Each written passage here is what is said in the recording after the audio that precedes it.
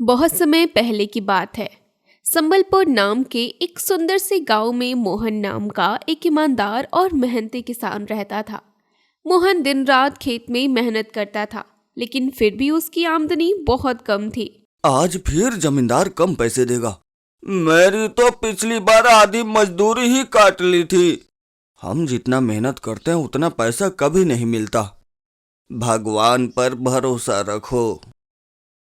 मालिक, हमारी मजदूरी दे दीजिए। अभी मेरे पास पैसे नहीं है, धंधा थोड़ा धीमा चल रहा है। लेकिन मालिक, हमें घर चलाना है। 2 दिन बाद आना, तब दे दूंगा। मजबूरी में सभी मजदूर वहां से चले गए और 2 दिन बाद फिर उम्मीद लेकर लौटे। मालिक, ये सिर्फ 2,000 ही क्यों? तूने काम के बीच में आराम किया था ना, इसीलिए कटौती हुई है। लेकिन मालिक, मैंने तो पूरा दिन मेहनत की थी। मेरे भी पूरे पैसे नहीं मिले। लेना है तो लो, वरना जाओ। मोहन मजदूरी के वो काम पैसे लेकर घर लौटा और चुपचाप सीमा के हाथों में रख दिया। इतने कम पैसे में घर कैसे चलेगा? मैं कोई और काम ढूंढता हूँ।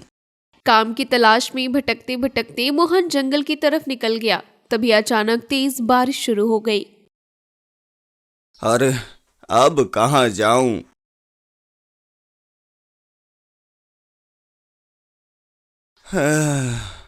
आज तो बारिश से बच गया। पुत्र, तुम कौन हो और इस जंगल में क्या कर रहे हो? बाबा, मैं एक गरीब किसान हूँ, काम की तलाश में निकला था। क्या बात है? बाबा, मैं दिन रात मेहनत करता हूँ, लेकिन फिर भी मेरे घर की हालात नहीं सुधर रही। मेरे बच्चों की पढ़ाई भी रुकने वाली है और जमींदार भी हमारा हक नहीं देता।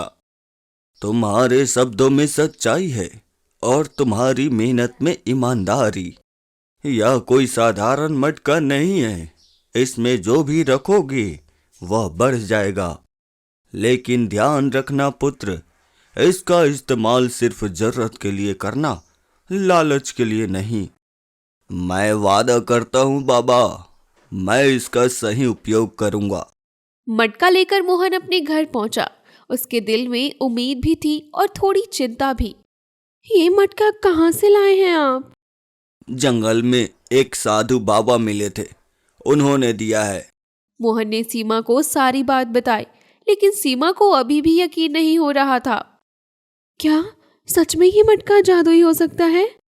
पता नहीं, लेकिन एक बार कोशिश करते हैं। घर में खाने के लिए बस थोड़ा सा ही चावल बचा था। बस यही आखिरी बचा है।